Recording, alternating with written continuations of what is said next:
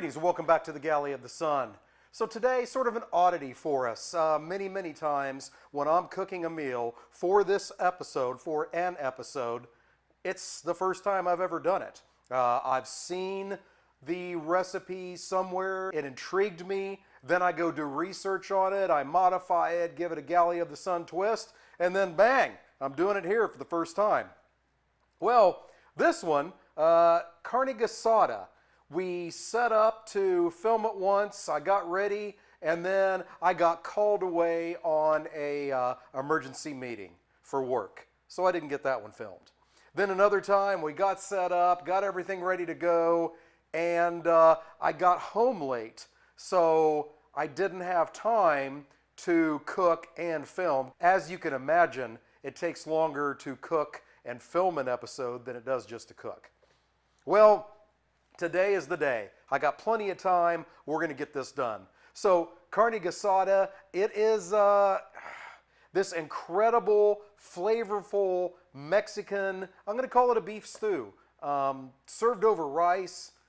Every time it's been delicious. Now, the second time, the hatch green chilies that I got had a little bit of fire, so not everybody could eat it. But the people that could get through it said fantastic flavor, hot as hell.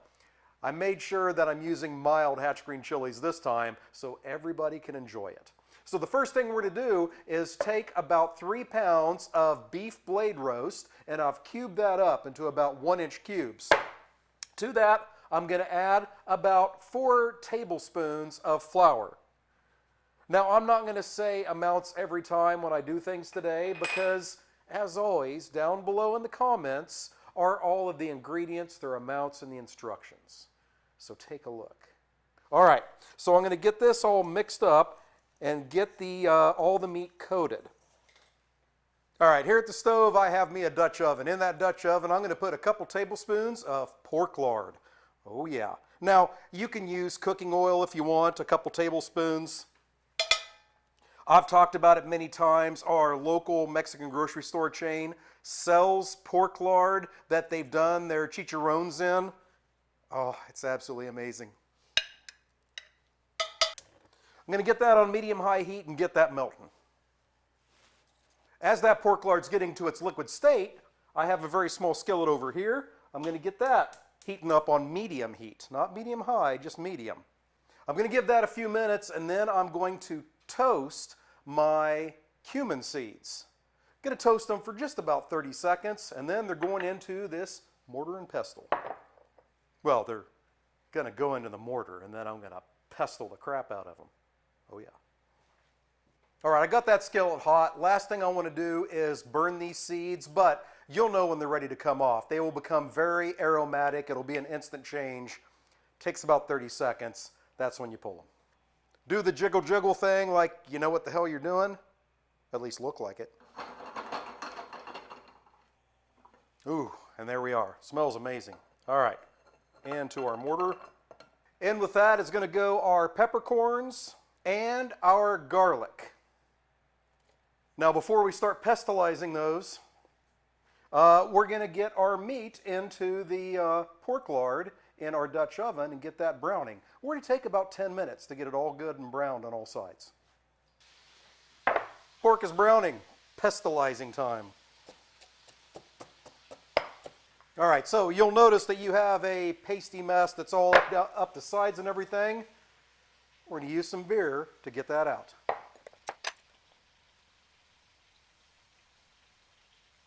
Get all that stuff from the sides, all incorporated with that liquid, so it'll come out nice and easy for us when it's time.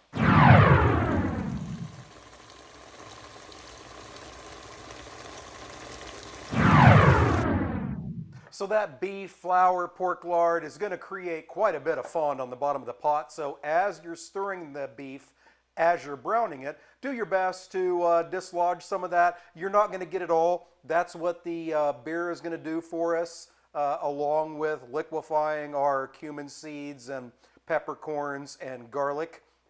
And we'll add some more beer to it with the next step so we can get all that incredible flavor off the bottom of the pot. All right, I'm happy where my beef browning is. So in goes our mixture from our mortar. And the rest of the beer. I know the recipe says half a cup. We live on the edge. And I wrote that recipe, so I can do what I want. All right, so as I said, now we're going to make sure we scrape the bottom of the Dutch oven as good as we can to get all that fond up. All right, it's feeling like I got the fond up, so now everything else goes in with the exception of the broth. Our diced sweet onion, our diced red bell pepper, because green bell peppers don't like the director. Oh no, oh no. A diced Roma tomato, chopped cilantro, some diced fire-roasted hatch green chilies, oregano and paprika, chili powder and salt. Now I'm going to just stir all that up before I add the broth. We'll talk about the broth real quick.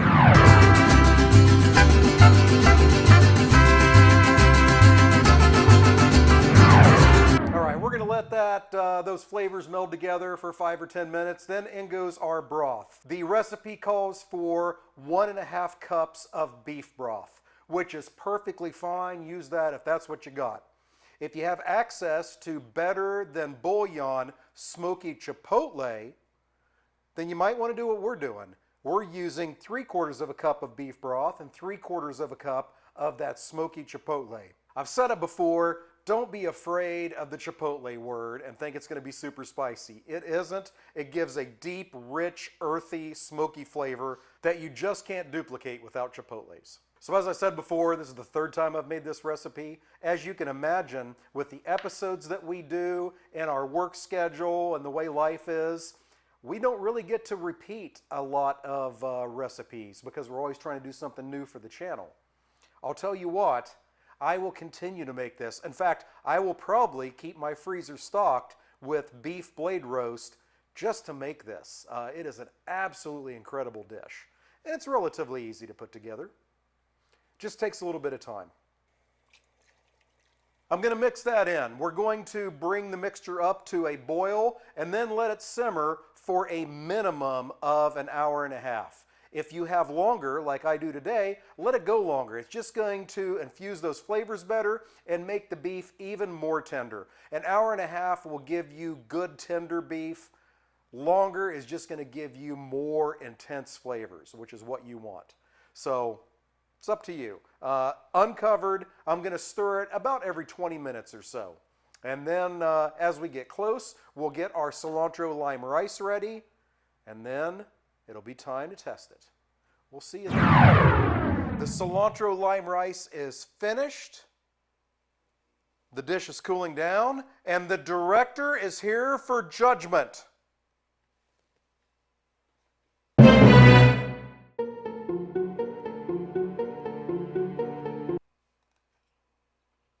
All right, what say you? Very good.